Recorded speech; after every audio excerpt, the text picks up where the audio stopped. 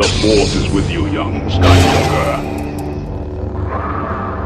You are not a Jedi yet.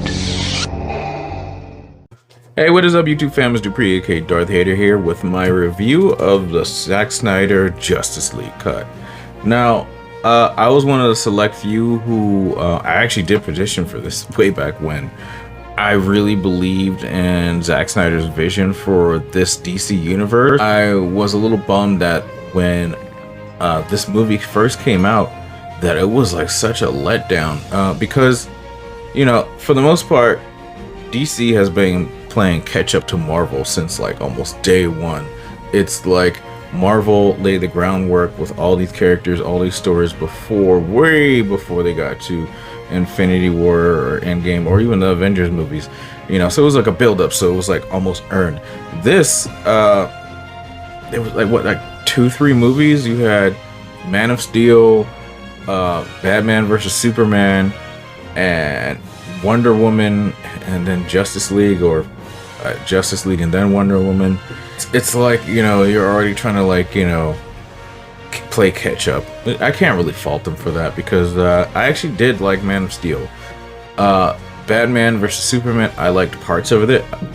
I loved the director's cut. If you guys watch the director's cut, it will, trust me, it's worth it. This movie seriously wiped the bad taste out of my mouth from the original Justice League movie. I don't know if you guys know the story. So Zack Snyder was into production with this, and then his daughter, you know, passed away midway through, so he had to stop filming, and then directing responsibilities were given to Joss Whedon. And Joss Whedon has a very distinct directing style, and I don't think it's very fitting for a DC movie, especially a serious DC movie like this. It just came off as campy, goofy, and not the characters we would have expected. This, though, I was pleasantly surprised. I will say 4 hours to watch a movie is a bit long, and I've seen this movie twice already, and I can definitely say there are a good amount of parts where you can just chop the fat off of this movie and it'll be fine. Just streamline it a little bit. 3 hours, maybe 4, like, that's pushing it. That is pushing it.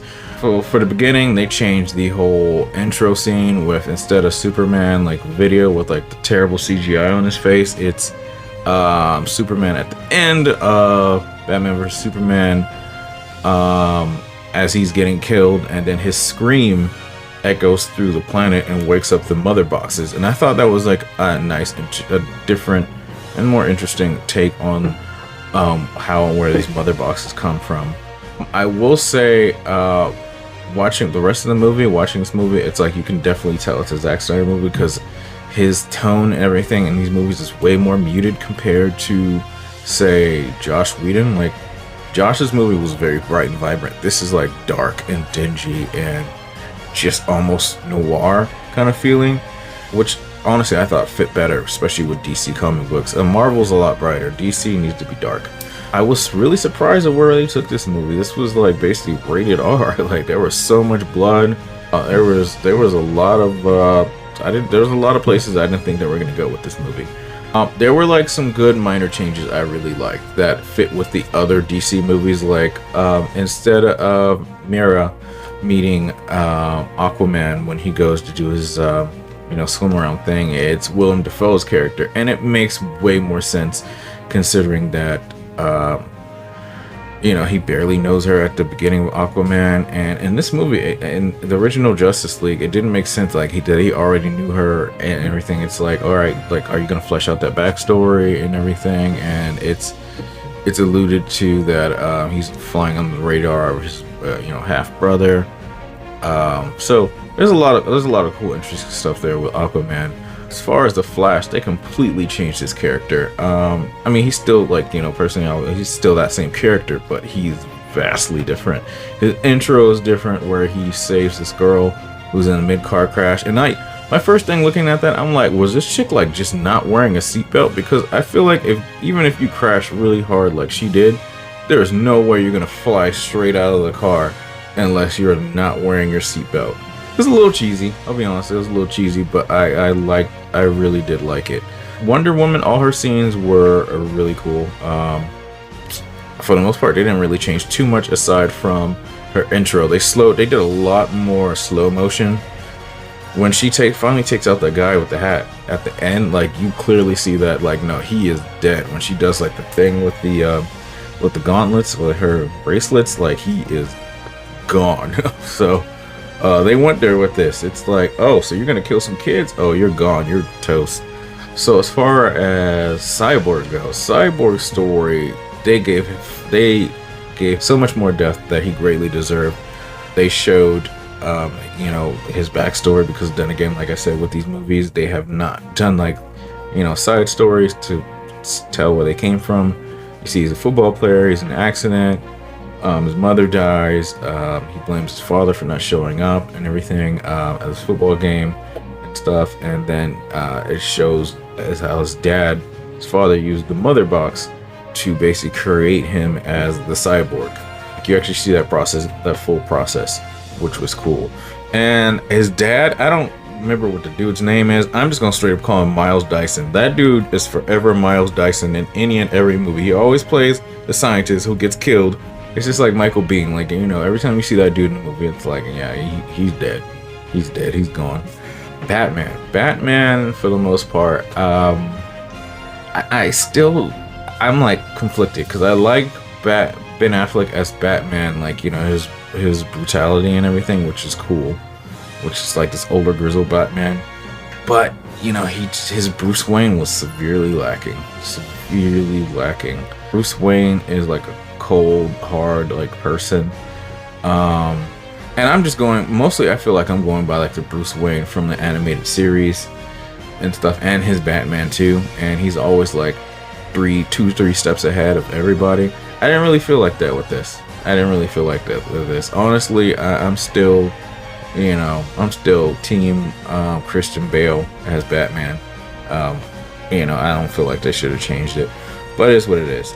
Basically, Batman was the support, because he's the only one with no superpower. His superpower is money, which he even says. And it's like he just has all the toys. He's the support dude.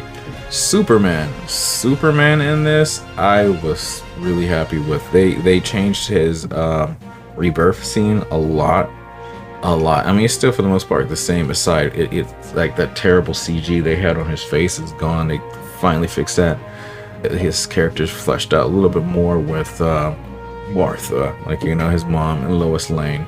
And then I really love the addition of the black suit in this. I really love that addition, because in the comics, like when he comes back, like he has the black suit, he has the mullet, he has the beard. Like, they didn't go for the full look, but I really appreciate the suit. And then lastly, Steppenwolf, a complete 180 on his character, which I loved. I loved everything I did with him. First part, for the new design change, I love that armor. It's like reactive armor, and like every time he did something or twitched or whatever, it would like move and react. There was even a part where he's on Themyscira like fighting the Amazons, and they all shoot him with arrows, and he's all filled up with arrows, and he just like flexes, and then they all just like snap. I really love that with him, and I feel like they also changed his face, which was good. So he looked more alien. They even gave him like extra fingers on his hands, and he just looked a lot more alien than the other version. And then you saw his struggle with Darkseid, even more, which was and the dynamic between him and Darkseid, which if you guys don't know in the comics, they have a love-hate relationship and everything. And lastly, Darkseid, basically DC's Thanos. I loved what they did with him. There's a part where he first shows up in battle. Okay, so the first part you actually see mention of him or see him is like in a temple. Wonder Woman goes into this temple to see, find out like the ancient writings and cave drawings about him. So it's a cool little foreshadowing, which I actually really liked. And then you see like kind of a callback to coming to Earth, invading and everything, and basically you have the Greek gods, you have the Amazons, you have the Atlanteans, you have like humans, you even have a Green Lantern, which is really cool to see that, you know, go up against him. And it was such a cool like moment in that whole movie. They did it in the last one, but you know, they used stepping with this one. I felt it more, and you see Zeus and Ares basically tag team and just like stomp on Darkseid, which was really cool. I left after that part. I felt like I wanted to see that movie. I wanted to see like the movie about the gods like taking on Darkseid, which was really cool. Ares like hits him with the axe, and then it's a wrap until like, you know, the end of the movie, where you know, they finally defeat Steppenwolf, and then you see him through a portal. And I love like the ending. Spoilers, like I said, I don't know if I said at the beginning. I love the ending of this with the how they defeated Darkseid. Instead of his minions carrying him off and chewing him up, you have Superman just going like ham on him, just like it was like they just jumped him out, and then Aquaman stabbing him, Superman punching him through, like, you know, KOing him through the portal, and then the last like it was like an alley-oop, like, you know, Wonder Woman just slicing his head off. So it was really cool.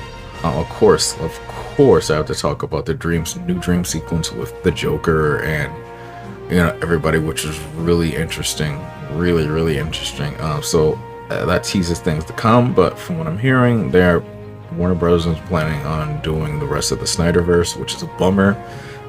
So basically, us fans need to sign a petition and get the ball rolling, because they would be really stupid to just ignore that.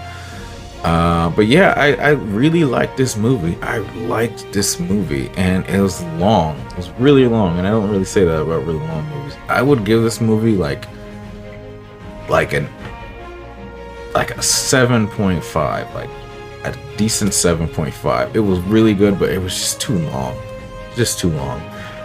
Set up a lot of cool things, and I hope eventually they're delivered later down the line. Anyway, guys, let me know your thoughts and comments about like this movie. Let me know what you thought about this movie compared to the other one. Did you think it was too long? Who was your favorite character? What was like the oh crap moment for you with this? Because there was a good number of them for me. What do you think about, like, you know, Zack Snyder hopefully like taking back on the reins to do the rest of the Snyderverse for DC? Let me know in the thoughts and comments down below. Anyway, guys, thank you guys for watching this. If you like this video, please hit that like button. If you aren't subscribed to the channel, please hit that subscribe button, and if you be so kind as to hit that bell to get notifications for all my latest videos. Anyway, guys, thank you guys for watching this. Take care. See you in the next one. Bye.